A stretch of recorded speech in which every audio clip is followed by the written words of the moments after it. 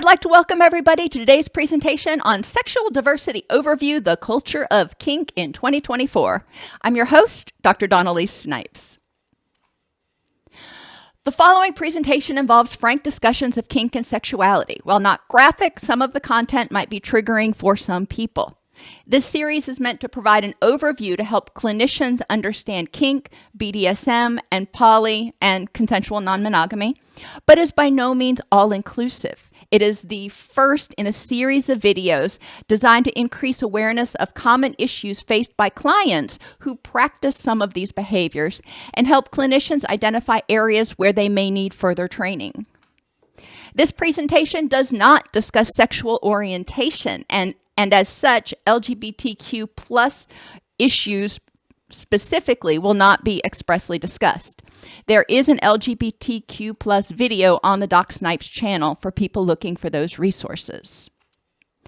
That being said, in this video, I'm going to try to explain why it's important to understand various sexual practices, including kink, polyamory, and ethical non-monogamy. We're going to define different types of sexual practices that clinicians may encounter, explain the DSM-5 TR's stance on kink and other practices, and describe the mental health impact of kink on participants.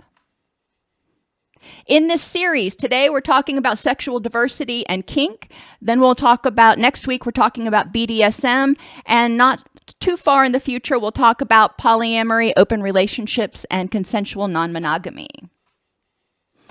Okay, so this is part that might be triggering for some people, but it is an important introduction.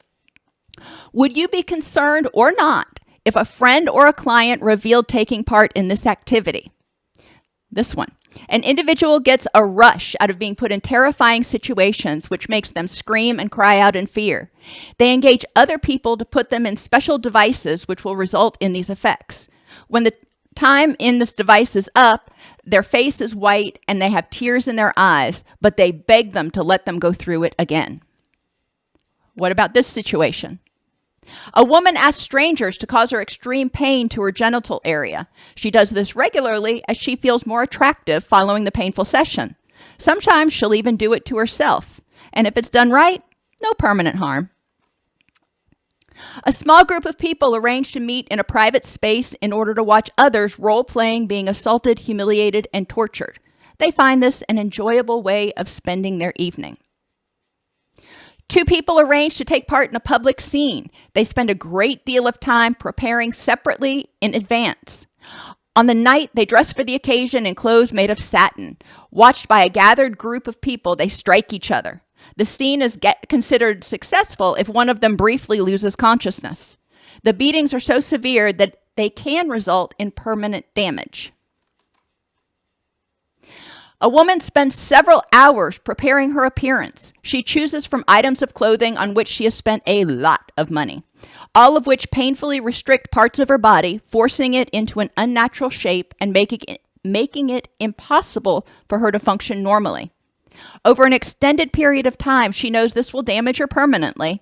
However, she experiences great pleasure despite the pain. As a part of a group ritual, a man consents to an event which he knows will be grueling, although he doesn't know exactly what will take place. During the event, among other things, he's put in an altered state of consciousness, stripped, and left alone in public.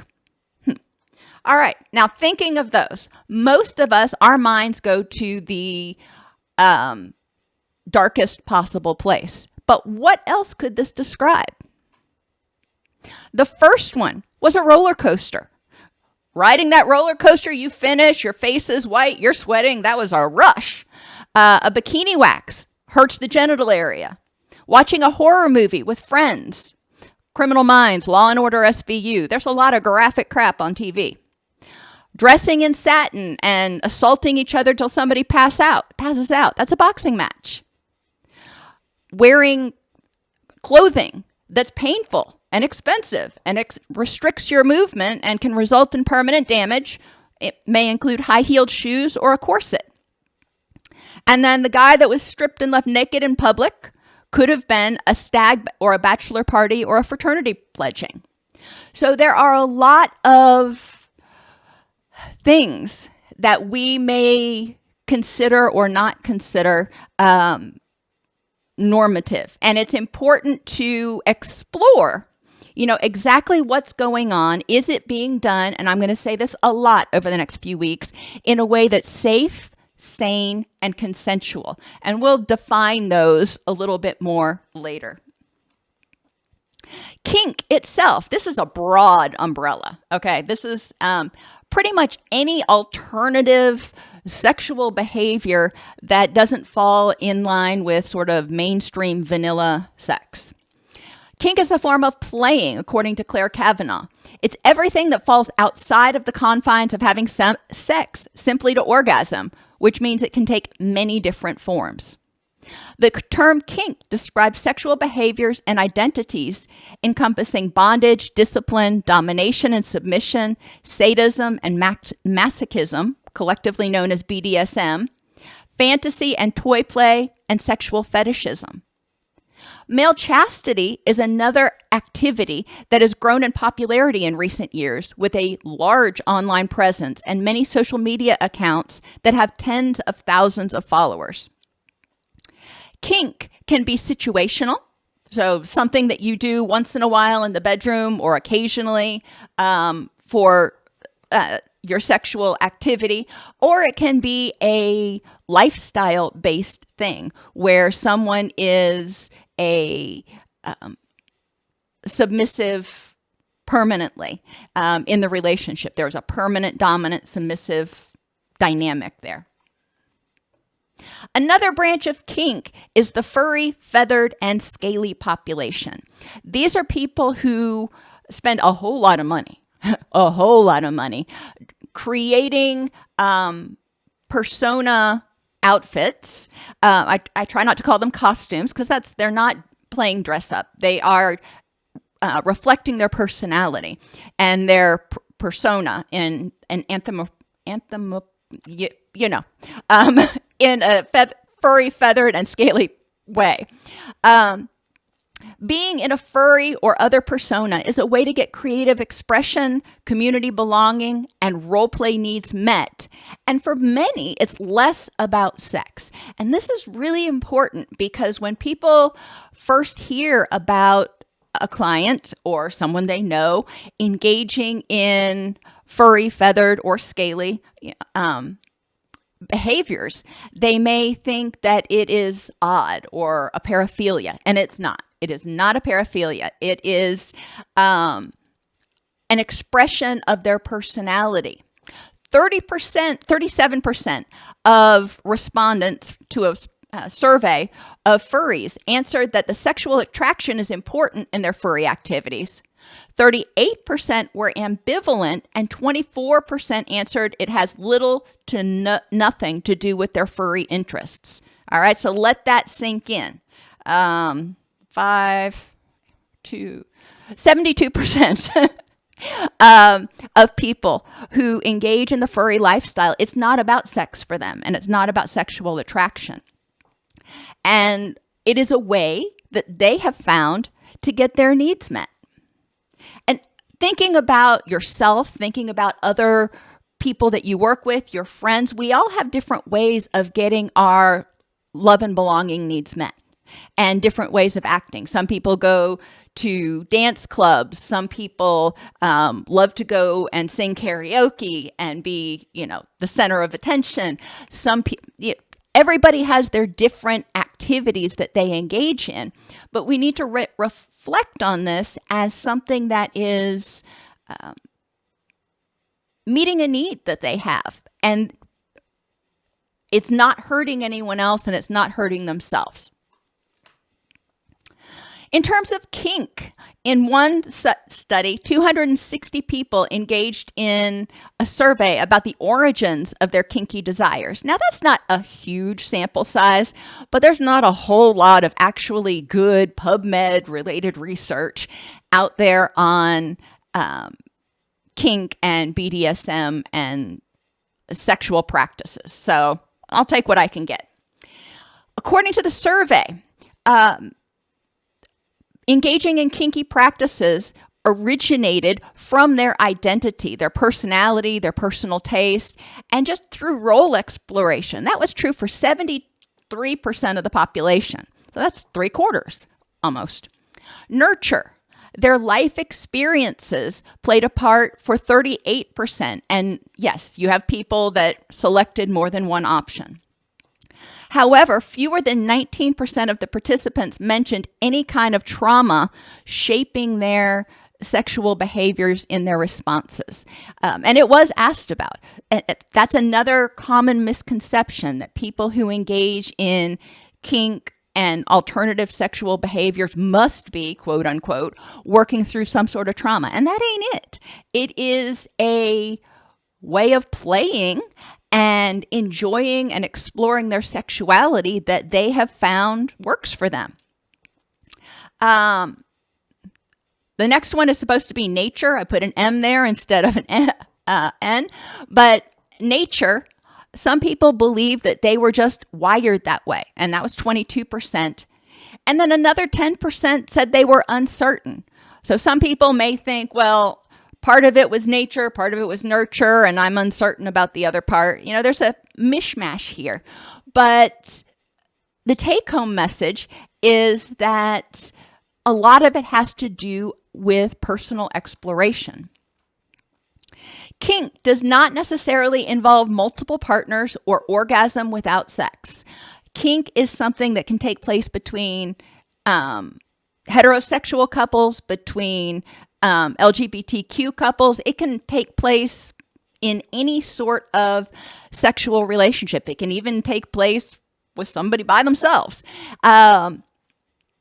That's also something that we need to understand. There is a lot of pathology or stigma, we'll call it stigma, surrounding kink-related behaviors, especially in people who have a high religiosity. If they're not engaging in kind of standard vanilla missionary sex, they feel guilty about it. And we need to explore with them, if you're working in a spiritual setting, help them explore what scripture actually says about it in terms of what they're doing. There's a lot of discussion about some behaviors in the Bible, and I'm not going to get into those, but for a lot of people, and we're going to get to it at the end of the presentation, the stats on shame and suicidality, but for a lot of people who have received the messages for many years that anything other than vanilla sex is shameful and sinful, feel very confined and depressed and potentially suicidal. Kink is always underscored with the notion of, here it comes again, safe, sane, and consensual. So what does safe mean? Well, safe means if you're going to do something that could potentially be dangerous, like skydiving, get training from somebody. Don't just start doing it out of nowhere. If you're going to engage in BDSM and bondage can have lasting repercussions, as can discipline. It's important to get trained, not just read a bondage for dummies book and think you know how to do it without actually causing permanent harm. Now with skydiving, and this kind of goes with safe and sane, I personally wouldn't jump out of a perfectly good airplane. That would not be something that's high on my list. I think it's kind of insane, but a lot of people do it. So clearly it's not. That is my personal belief and my personal fear that underscores that belief. So we need to separate our biases and our fears from what we're really looking at and make sure that the person is being smart about it, getting the training from a certified or licensed skydiving partner if they're skydiving or whatever, making sure that they're getting involved in a community that is supportive of their kink behaviors, or they have some sort of training or tutelage from somewhere, the going about it smart. And they're engaging in behaviors that can be done safely, and they're only done consensually. So not sane encompasses behaviors that would be potentially life-threatening and done in unsafe circumstances and under duress. Like skydiving, it's, you can argue about how safe and sane it is, but people do it all the time and nobody bats an eye about it. And I think that's a wonderful example, because if your parachute doesn't open, you're screwed. So permanent damage can result, but there are precautions that you take, just like with kink. There are precautions that you take. And in terms of safe and sane, when a person engages in it, does it help the person feel empowered and good about themselves? When they're finished with the sexual activity, with the kink, do they walk out of it going, wow, that was awesome? Or I feel good about myself. I feel empowered. If they do, then that's great. Do we want people to do things that help them feel accepted, loved, safe, empowered? Certainly. Now, we don't want them engaging in behaviors to, quote, try and feel loved when it's going against what they want. And there's a difference. We need to help people figure out, is this activity something that you want to do and it's helping you feel positive when you finish the experience? BDSM. 15% to 20% of people in some studies report engaging in BDSM. And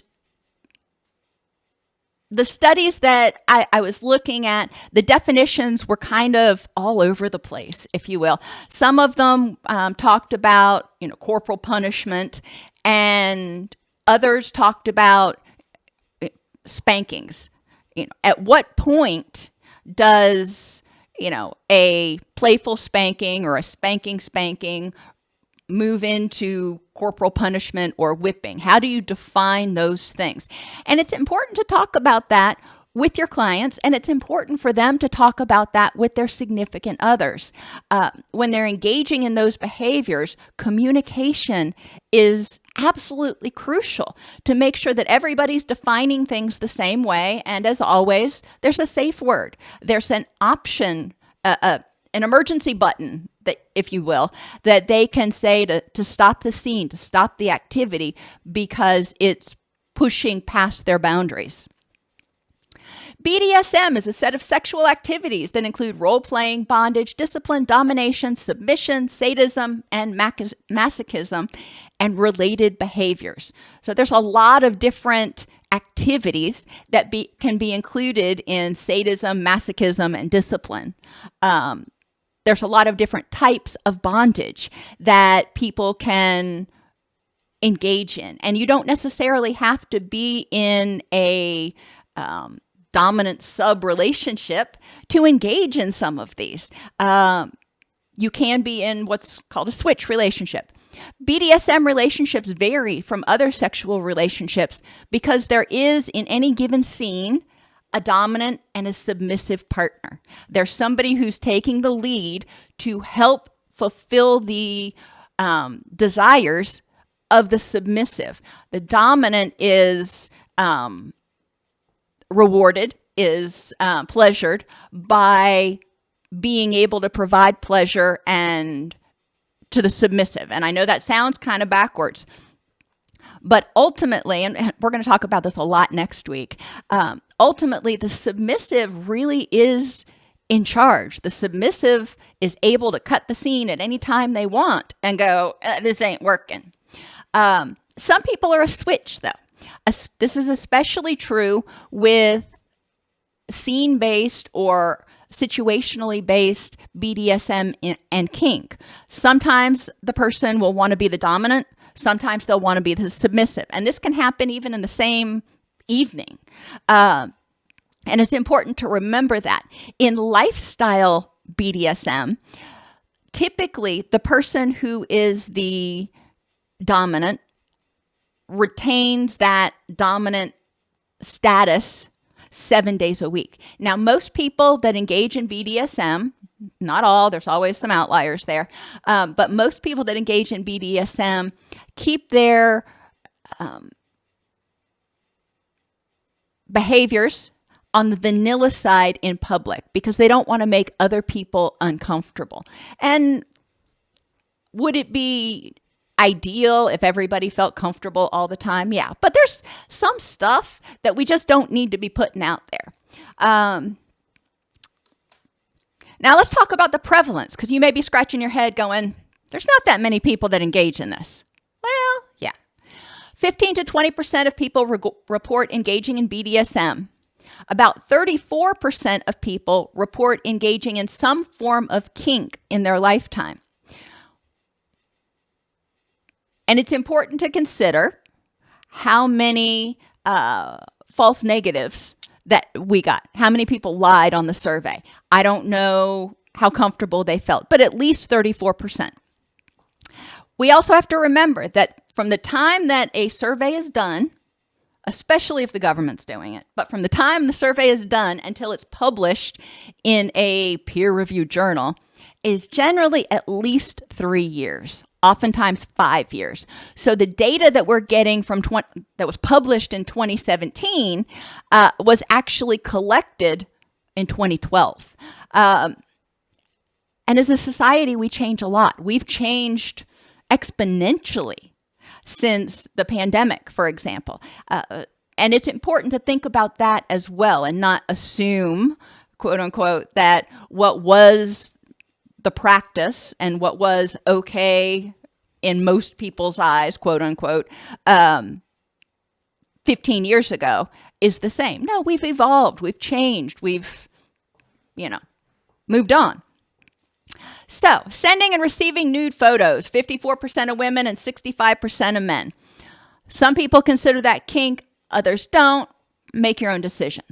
And again, that's why I said some of this evolves, because my personal belief is that the number is probably a lot higher. And this isn't sending random nudes to people you barely know. This includes sending it to your significant other. Have you ever sent a nude photo over SMS or the internet? Public sex, more than 43% say they've engaged in it. Role-playing, 22%. Bondage, 20%. Spanking, 30%.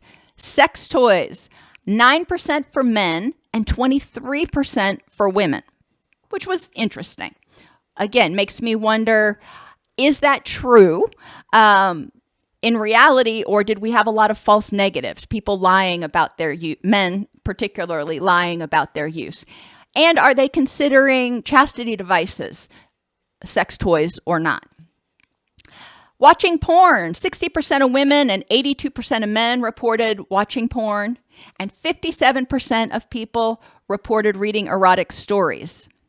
10% of women and 18% of men report engaging in threesomes, and less than 8% reported group sex, sex parties, or BDSM parties. It just gives you a random sample. Now think about these numbers. I'm reading this, you're thinking 20%, that's not many. Yeah, that means if you're sitting in a room with 10 people, 2 people in there may have engaged in some sort of bondage in their sexual activities. If you've got a waiting room full of 10 people, 2 people have probably engaged in some form of kink behaviors. And does that contribute to their mental health issues? Probably not. However, it's important that we don't stigmatize that and that we allow them to feel free and open to talk about it without judgment. FetLife, it's kind of like Facebook for kink, but not. There's over 8 million people that are members of FetLife as of 2017. Again, we're all the way in 2024. I think the numbers are higher. I couldn't get any current numbers. FetLife offers a diverse community where like-minded individuals can engage in open conversations, join niche interest groups in an environment that emphasizes consent, communication, and education. It's not, most people think it's a hookup site, and that does take place to a certain extent there. But there are a lot of places where people can go and learn about some of these different kink-related behaviors, such as cuckolding or pegging or spanking or something like that. In terms of other presence and prevalence, if you look at the web, now granted, you probably have people that are members of multiple of these groups. However, it drives home the point. It's not just this small little fringe group out there. There are 1.1 million people that are members of the Kink Reddit, 389,000 seeking BDSM advice, 668,000 trying to learn about bondage, 88,000 and 306,000 learning about sex toys, learning about chastity, 280,000 learning about sex toys, 367,000 discussing polyamory, and 153,000 discussing non-monogamy. And that's only the subset of people that are willing to go on to Reddit to a semi-public group and seek advice or participate. So we have to assume and extrapolate from that the numbers are larger. Where do we help people find other kinky individuals in their community? Well, again, they can go on FetLife and you can kind of search by location if they will. But there are things called munches, and they are often advertised on FetLife. Munches are casual public gatherings for people to learn about the kink community. They are often like casual lunches or drinks after work or something. It's no pressure. It's in a public area. Munches serve as an introduction to the community and a way for kinky individuals to meet each other in a low-pressure, non-sexual environment. So this is a very vanilla situation. Key characteristics include they're held regularly, often weekly or monthly. We want to really establish a community in our community, focused on socializing, talking about kink, and making connections. There is no BDSM play or overt sexual activity. It's also a place to help kinky people feel less isolated and find potential mentors or play partners. There are 5 stages of kink identity development. Early encounters, how did you even learn about it?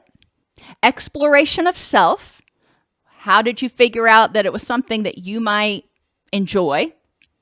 Evaluation, figuring out what it was you enjoyed and whether it was something you wanted to continue doing, if it made you feel positive. Finding others and exploring with others. In open relationships, now open relationships, polyamory, and consensual non-monogamy, this is not kink, but it's important to recognize that especially open relationships often start as because there's a discrepancy in the desire for kink-related behaviors between two people in a committed relationship.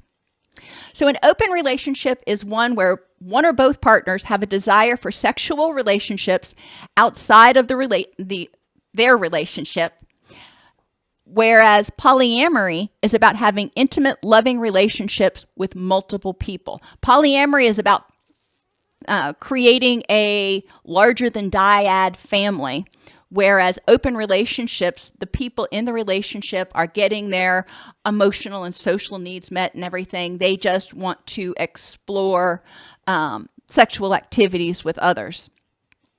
In 2012, 2.6% of U.S. adults reported being in consensual, non-monogamy, open relationships.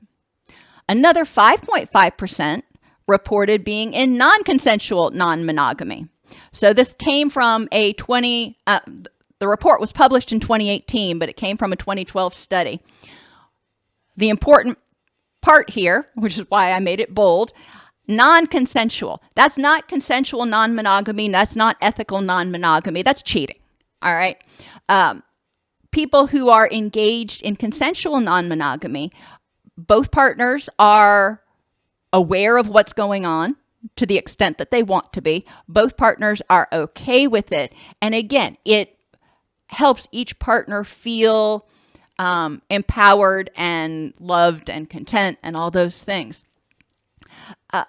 It's important that as clinicians, we don't call consensual non-monogamy ethical cheating or cheating with permission, because that's not how they see it. They see this as having alternate play partners. You don't always want to play golf with the same person. Well, in consensual non-monogamy, people may not always want to have sex with the same person. And the reasons vary. Sometimes they're struggling to find some new relationship energy. There are a lot of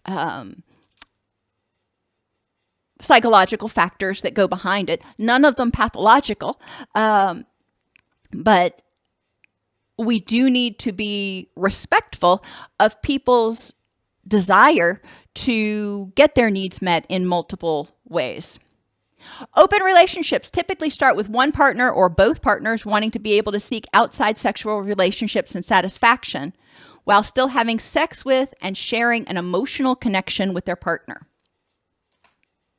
In polyamory, the whole point is to fall in love with and have meaningful relationships with multiple people.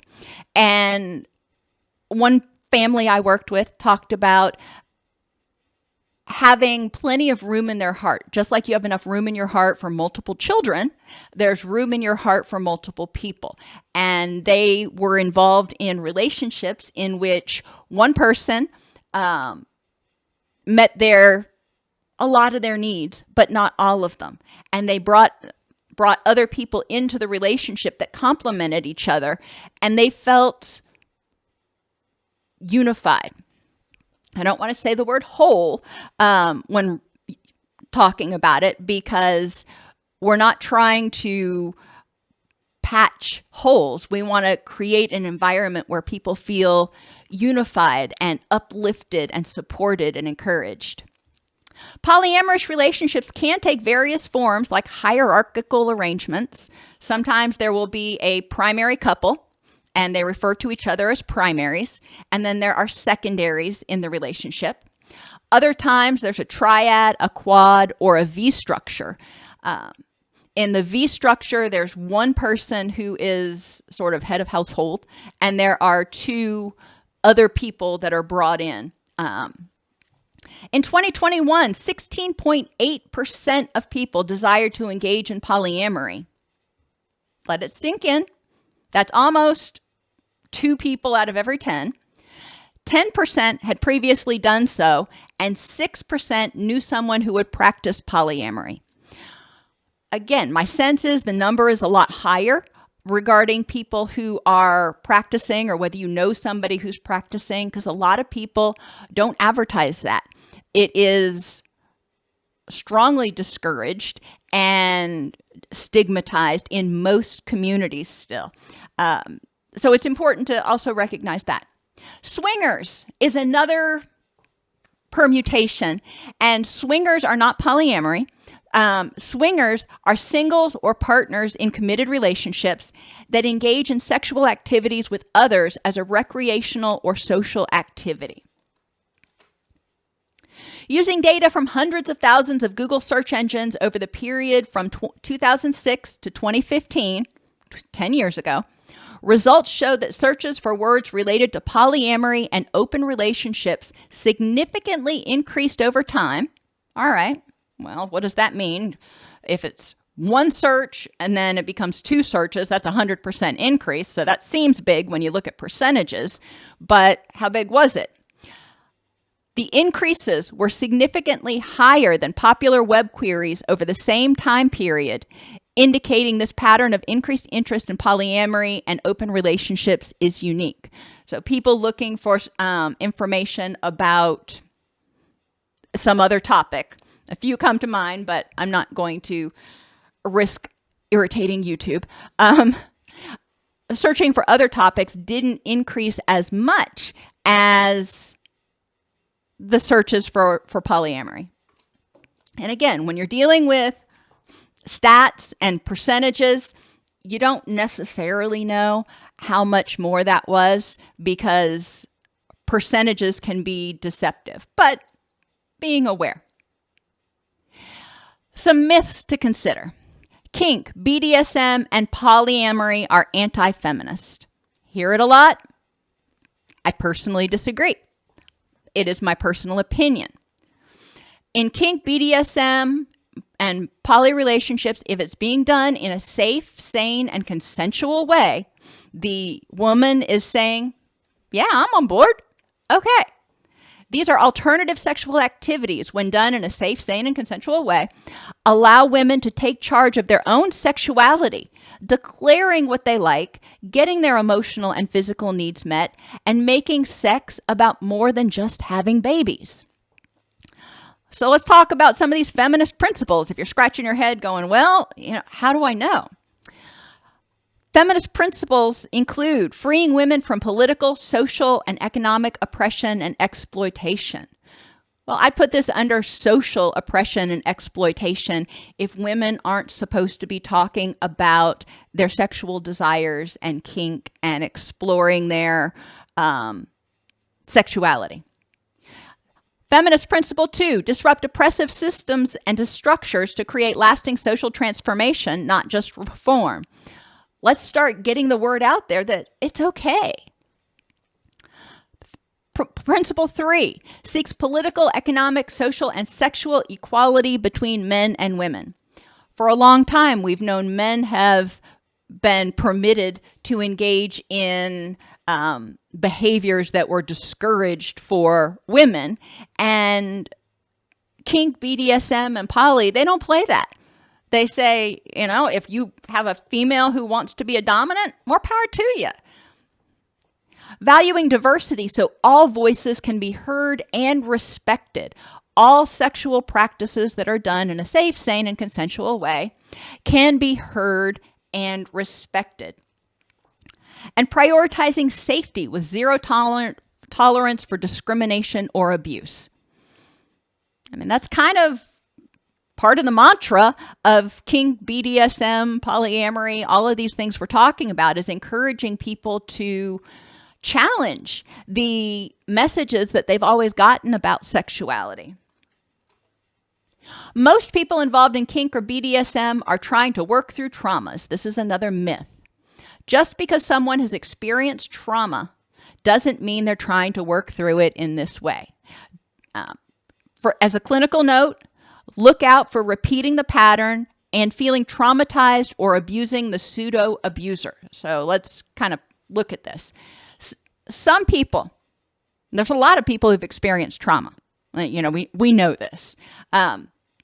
Some people, more than 25% of people, by some estimates, have experienced sexual trauma. Okay, that's horrible. However, you can have somebody who is engaging in kink or BDSM practices, and even somebody with a sexual trauma history who is not trying to work through their sexual trauma. They just happen to actually feel empowered when they engage in this behavior. However, so going down to that clinical note, if somebody's repeating the pattern where they're doing something and when the scene is over or the behavior ends or they're in a BDSM relationship that continues to make them feel bad about themselves, to feel disempowered, to feel helpless and powerless and traumatized, well, that's not okay. If the person engages in these behaviors and takes it too far, they get into a scene, and instead of being in the scene with that person at that time, they start engaging in basically a flashback. They're transferring their anger, their hatred of somebody that hurt them onto a person that is in their presence right now. And in those cases, the scene can get out of hand and it can be traumatizing and potentially injurious to both people. We do need to be aware of that. People with sexual trauma, if they engage in kink-related behaviors, need to be cognizant of what triggers them, how to feel safe, how to de-escalate, and how to communicate to their partner what's going on and, that they need to stop or that what's not okay. However, I know so many caveats, and that's where our clinical judgment is really important, to explore with the person, help them decide, is this helping you be the person you want to be and have the rich and meaningful life you want or not? And if it is, okay, let's talk about how you feel about these things. Sometimes there are people who have sexual trauma who have worked through scenes and even like domestic violence, physical abuse, who work through scenes with someone they trust to reclaim their power and extinguish the trauma pairing. So, for example, someone who has had sexual trauma and was blindfolded during it. They may not necessarily be opposed to being blindfolded in the future with someone they trust, but every time they do, it triggers that flashback, and they want to get over that so they can use that particular tool in their kink toolbox. Okay. And that's something that they potentially could work through with a trusted partner. And it's so important. I can't underscore the importance of open communication, taking it slow, being willing to stop and, let it go for a while if it becomes too traumatizing, and then processing what's going on either with their partner, because not all of them are in therapy, or processing it in session, at least to the extent of, all right, let's talk about how you felt after it, and is it something that you want to continue to do? Cautions: kink, not just BDSM, done in the wrong way or for the wrong reasons, can be physically or psychologically damaging. If people are engaging in these behaviors in order to prevent abandonment, that is not psychologically healthy. If people are engaging in behaviors in order to specifically to please their significant other or their partner, whatever you want to call the dyad, and it's not something that they feel comfortable with, we've got to talk about whether that is psychologically damaging or it's empowering. If they are feeling victimized, my stance is that's probably not healthy. People are going to do what people are going to do. Yes, no, maybe lists are an excellent way for couples to open discussions about their kinks and their sexual preferences. A lot of people have difficulty sitting in a room with their partner and having frank discussions about, yeah, that seems like it might be fun, or I'm curious to try that, or I wonder what that would be like. So a yes, no, maybe list is exactly that. It's a check sheet that partners can take and exchange, and then they can talk about it as they start to feel more comfortable. And it gives people the ability to understand yes means, sure, I'll do it. Maybe means, if I really trust you and I'm in the right mood, then I might consider trying it. And no means no. No means don't even bring it up. We are not doing scat play. We are not doing this. We are not doing that. In all circumstances, behaviors must be evaluated from the perspective of all parties. Is it meeting everyone's needs? If you're in a dominant submissive relationship, is the submissive getting their needs met, or are they being used? And the dominant needs to look at the relationship and going, well, I'm getting my needs met. Am I meeting the needs of my submissive? And if not, then it's probably not a healthy dynamic. And the same goes for the submissive with the dominant. In kink-related relationships, in other relationship structures, are everyone's needs getting met? Are all parties free to use the safe word or leave and have that respected without humiliation? And again, that's really important. Are people able to say, yeah, that's what you're asking me to do is past my boundaries? I call I say no to that, or I use the safe word. In some dominant sub-relationships, that may terminate the relationship.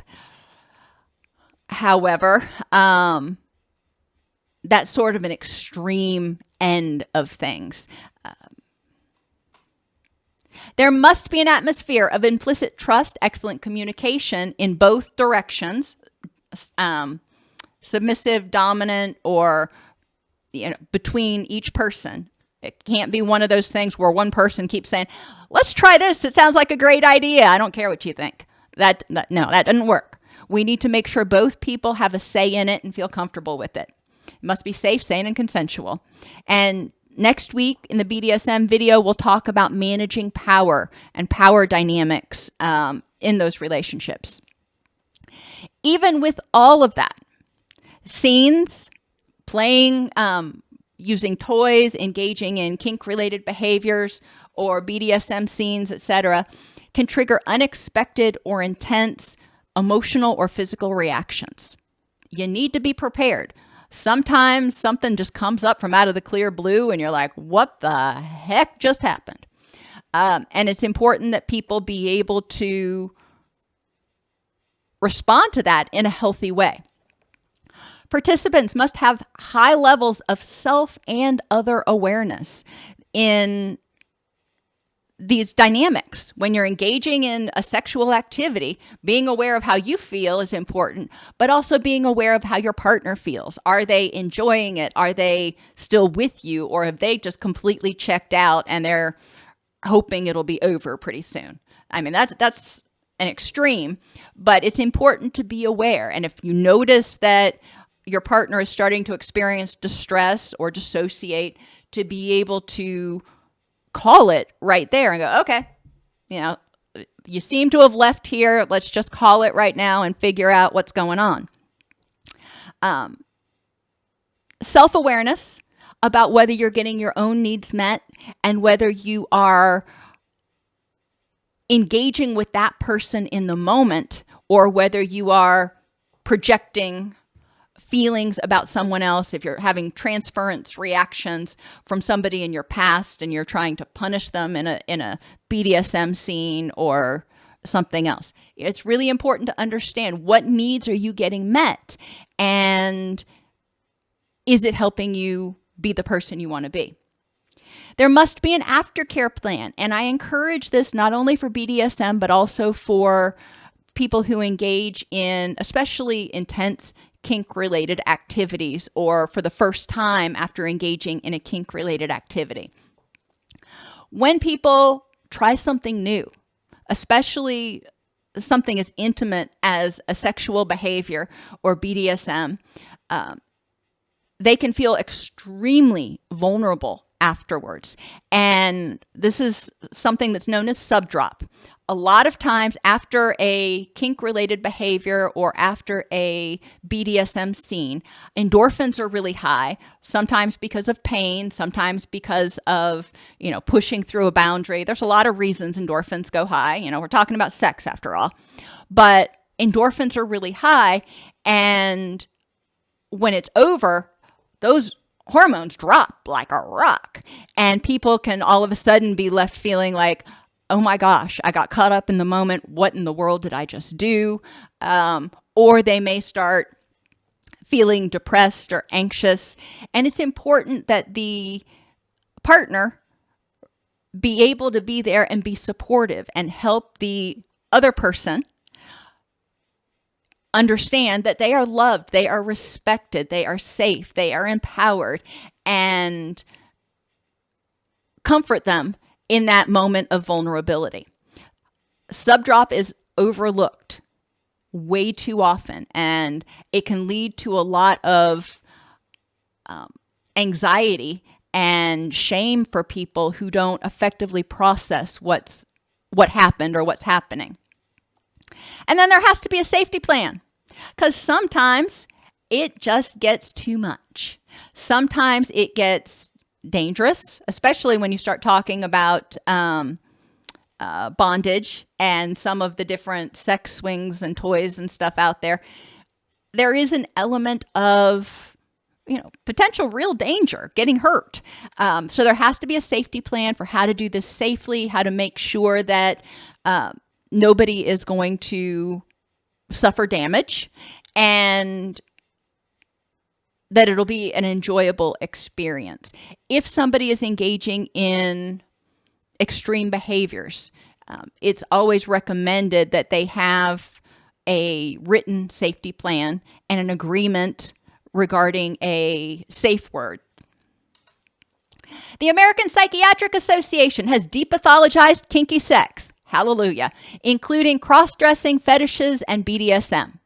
In the Diagnostic and Statistical Manual of Mental Disorders, the 5th edition, so the one before we're using right now, they actually made the move to say that paraphilias are considered to be unusual sexual interests. And went on to say, those who have sex with children or who have sex with or engage in sexual behaviors with people who have not consented, or people who deliberately cause non-consensual harm through sexual activities for the purposes of their own sexual arousal may be diagnosed with paraphilic disorder. So you still have your peeping toms, you still have, the things that are illegal in a lot of states, but it is depathologized furries, it's depathologized kink, it's depathologized BDSM, it's depathologized cross-dressing and sissification and a lot of other things, if it is something that is done consensually by the person, because the APA finally recognized that there's a lot of people doing this, and it's actually not an unusual interest. It's just maybe in their generation when they wrote the first DSM, it may not have been as prevalent, but a million years later, it is. Training deficits. 766 therapists in the United States were surveyed to assess therapists' attitudes toward the BDSM community. 76% of the sample reported having treated at least one client who engaged in BDSM. Now, when you go back and you look at the stats, it's probably closer to 1 in 10, but only one client had admitted to it. Only 48 of the clinicians perceived themselves to be competent in this area. Attitudes toward BDSM were relatively were related to socio-demographic variables and perceived competence. Deficits in training. Clinical training emphasizes monogamous relationships as being normal. We call this mononormativity, and often does not explore any other relationship structures.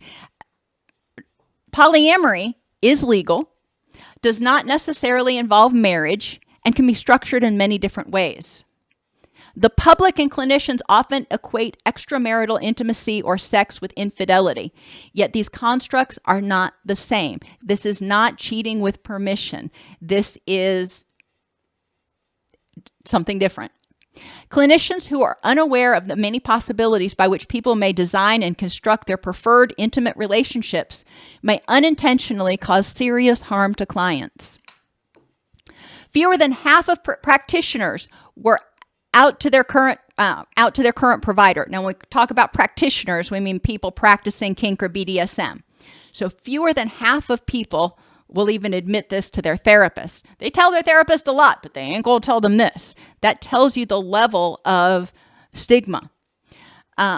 Patients are often concerned that clinicians will confuse their behaviors with intimate partner violence, and they emphasize the consensual nature of their kink interactions. 37% of BDSM participants indicated shame, guilt, and a non-zero level of suicide ideation. That's huge. 37% of people who practice BDSM, safe, sane, and consensually, also have shame and guilt surrounding that because our culture says, no, that's not okay. Stigma-related internalized feelings were positively associated with suicidal ideation. Now, the interesting study, and this is a new study, BDSM disclosure to a therapist was protective against suicidal ideation because BDSM through thwarted belongingness, but only for individuals who were in the sexual minority. So for people who were LGBTQ+, BDSM disclosure to their therapist was protective. For people who were heterosexual, or in the sexual majority, I guess you would say, who revealed their BDSM activities, it actually wasn't protective against suicidal ideation. And the authors of that study hypothesized that the therapist really didn't know what to do with that. And so they ended up stigmatizing the sexual majority who admitted to BDSM. Very interesting dyad, though. It also could be that people who were in the sexual and gender minority also have developed other tools to deal with feeling like they don't belong, to dealing with thwarted belongingness. So it didn't impact them as much. I don't know, but it was an interesting thing. Addressing deficits. Clinicians need to become more aware of their own biases concerning sexual identities, sexual behaviors, and relationship structures by reflecting on messages that they've received about heterosexuality and monogamy. We need to avoid making decisions and assumptions about clients' relationships and discuss relationships actively rather than passively. Instead of, if you're talking to a female client, instead of talking about even their partner, let's understand, is it partner or partners? And that can be important if somebody's in a polyamorous relationship. It can be empowering for clients to realize that relationships may be designed in different ways to better meet their needs. Imagine that.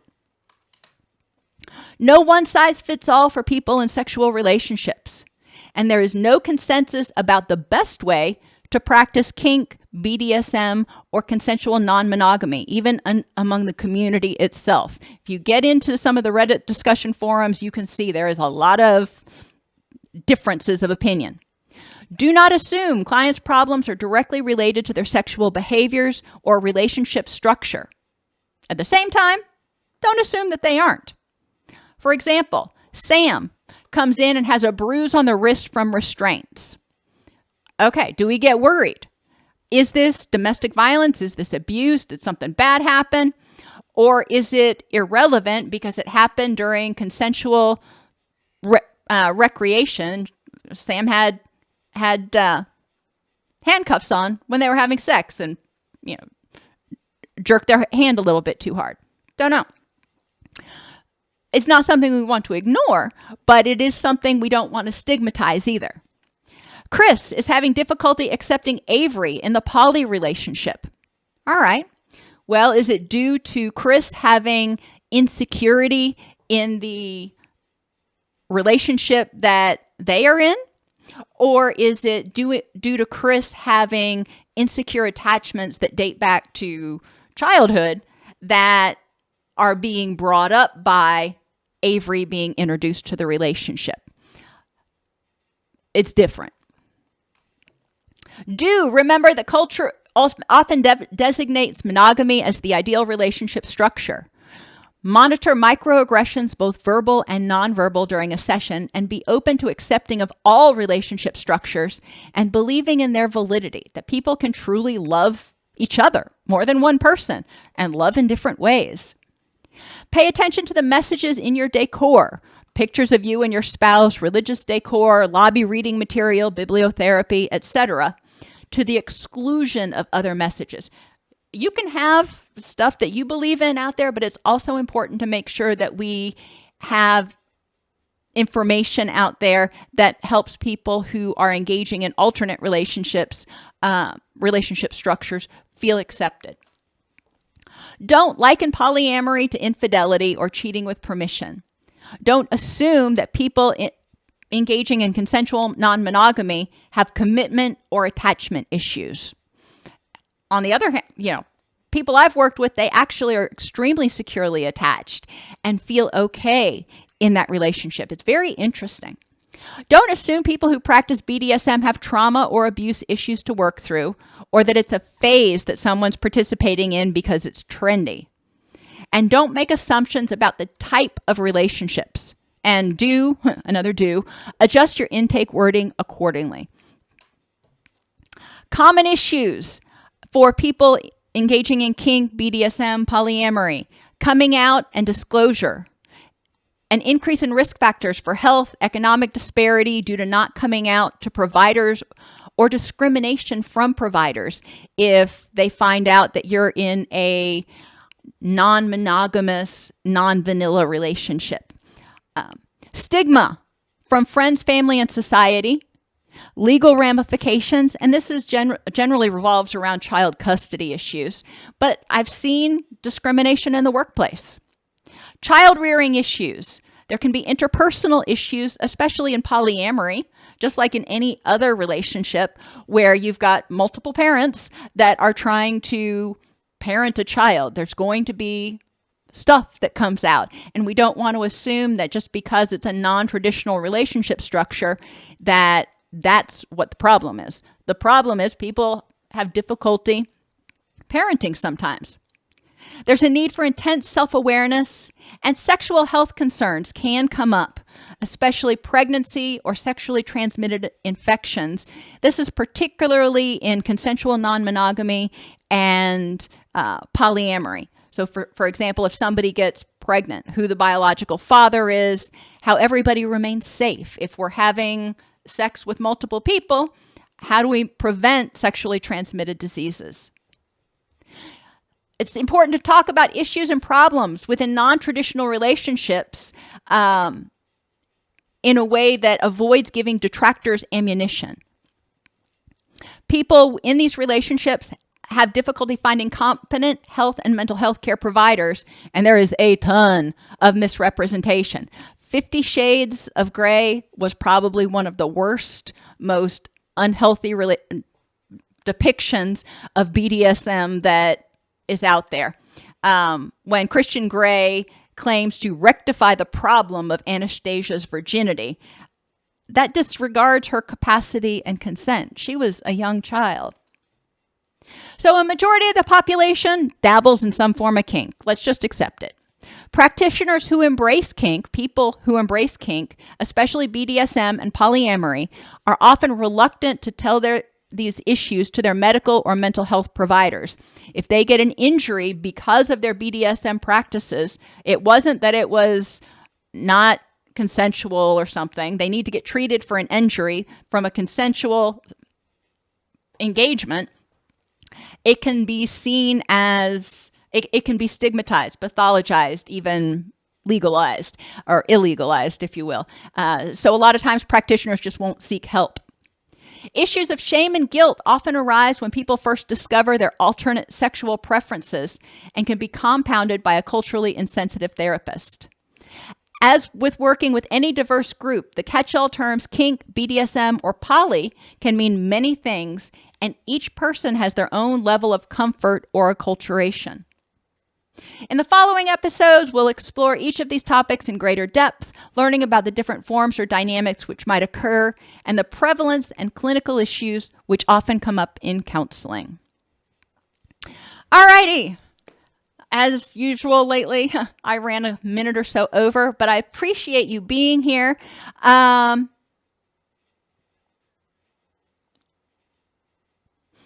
Rookie J, haven't seen you in a while. Welcome. I'm just scrolling back over some of the questions. Class is over. If you want to go take your quiz, if you are taking this for CEUs, awesome. I'll have Chuck take a look at that certificate issue.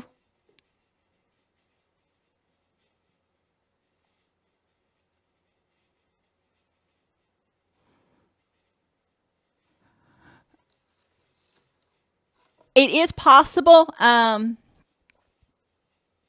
Psychology Today now actually has a way that you can search for therapists that are sex positive and kink aware. So those are keywords that you might want to look for in a therapist. Again, FetLife is one place that you can find information about munches that are coming up. You can also get on Reddit and ask people where they're finding people to connect with. It has been, Fedora, it has been decades since I saw 9.5 Weeks. I don't even remember the movie.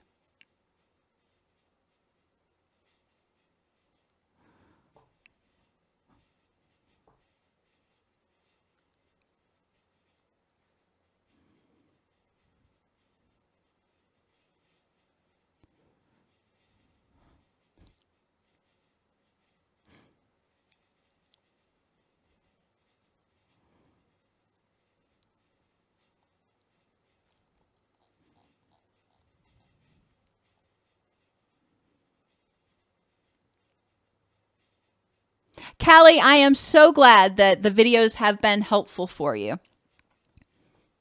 I'm glad that you have been able to join us. You are quite welcome, Claudia.